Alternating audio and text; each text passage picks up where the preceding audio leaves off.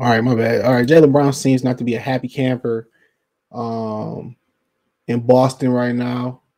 He says it was taken out of context about what he said about his future with the Celtics. Let's talk about it. You got a Detroit Lions, Detroit Pistons Talk playlist. Thumbs up the video, share the video, subscribe to the channel. Next subscribe button is the bell icon button. Hit all notifications, increase your chance, get notifications. We go live or drop video.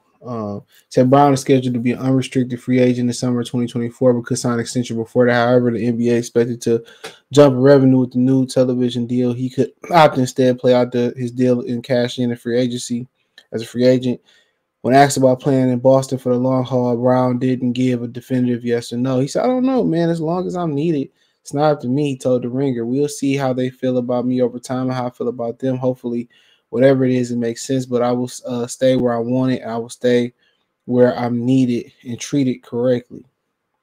When asked about how long he would like to play with Tatum, Brown was again vague and didn't look past the immediate future. He said, I enjoy the time that you have now. And if it's your whole career, it's your whole career. If not, it's not. Some of the greatest players haven't finished the organizations. Michael Jordan retired a Wizard. As much as we like it here and enjoy being here, you see where life takes you. You see how it goes. He said, all you do is really focus on what's in front of you right now. To be honest, I continue per ringer, but I don't really know or want to answer the question because the type of stuff Celtics fans speculate go crazy, especially right now.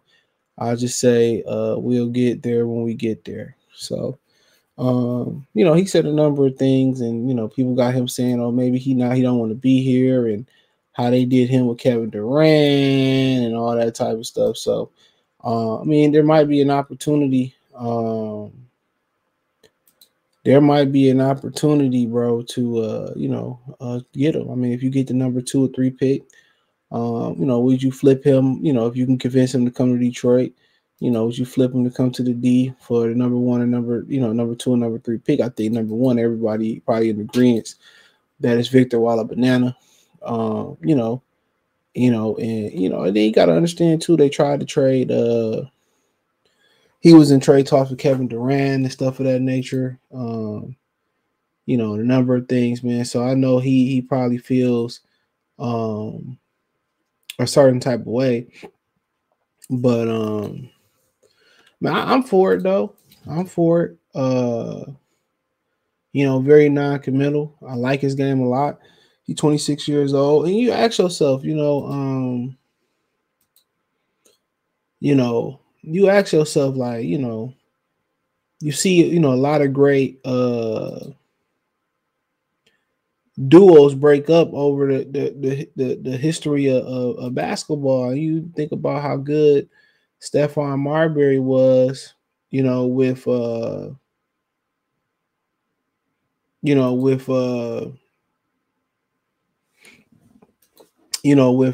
Kevin Garnett, and money and ego got in the way of that. It got in the way of that big time. So, you continue to ask yourself, how will him and Tatum in, especially with social media and everybody, kind of putting their 2 cents in, and it's Tatum's team, it's Brown's team, and stuff of that nature, man. And throughout history, egos got to be checked. I remember, great UGK, Port Arthur, Texas. Mum B said, with Pimp C's ego, it wasn't no room for me to bring an ego to the group or to the duo, or he said something like that. So you kind of got to remember too, for something to work, everybody got to play their part. Ginobili had to want to be a 6 man for that to work. You know what I'm saying?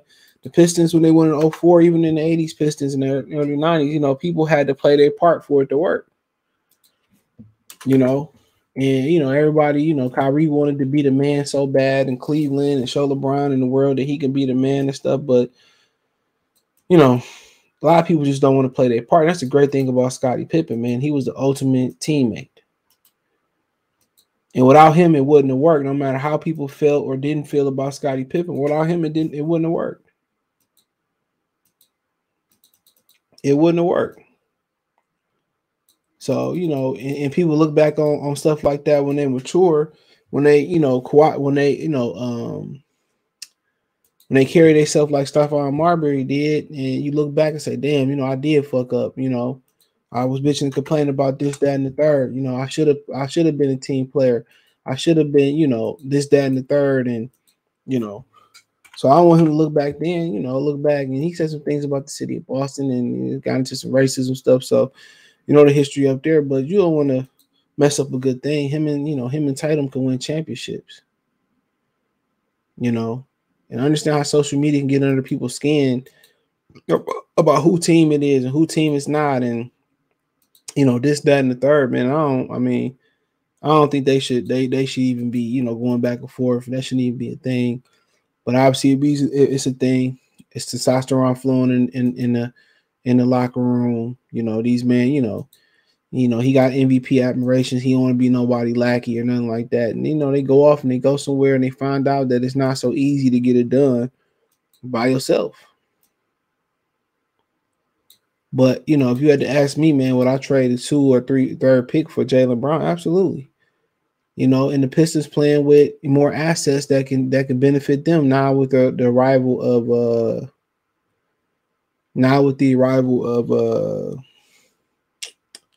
of James Wiseman, or if you want to ship off Durham or something like that, and now they playing with some assets that kind of add in there. And if you're in a situation where it's Scoot Henderson or somebody else, and you like, well, we got enough guards and this, that, and the third, and I won't mind. He fit a need, good two-way player. Will he run into the same thing in Detroit? Even though he's an all-star, he's an established player. Will it be an issue if it's Cade Cunningham's team or whatever? But he exactly what you need. Good two-way player, guy can score it. You like to see him shoot it a little better, but that's fine. I can deal with it. But he can defend his position. He bring leadership. He went to the NBA Finals. I think he's big enough to play the 3 as well. So, I think it'd be a good pickup for him. But I would trade that pick, and if they wanted a little bit something else extra with it, I would do it. I just think it would make sense unless you got Victor Wembanyama, or I like Brandon Miller a lot too. I wouldn't be mad at it. Guess what? I ain't got to pay him neither.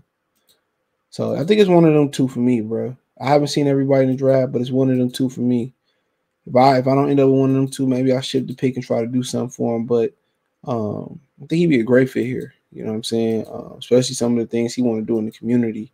It's a great city here for him to, do those things and but I welcome him. Yeah, I think it'll work.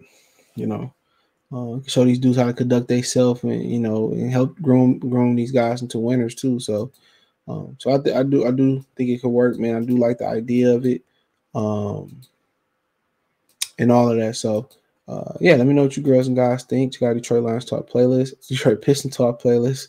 Thumbs up the video, share the video, subscribe to the channel. Check out Detroit Lions. Check out my link tree. You can find me on Twitter, Facebook, Instagram, Spotify, Anchor, Cash App, Venmo, PayPal, Apple Podcasts, Google Podcasts, the whole 9. Appreciate the love and support. Let me know what you girls and guys think in the comment section. Peace, and don't forget, check out my main channel right here on YouTube, Goodfella TV, for more sports, music, news, and entertainment. We gone.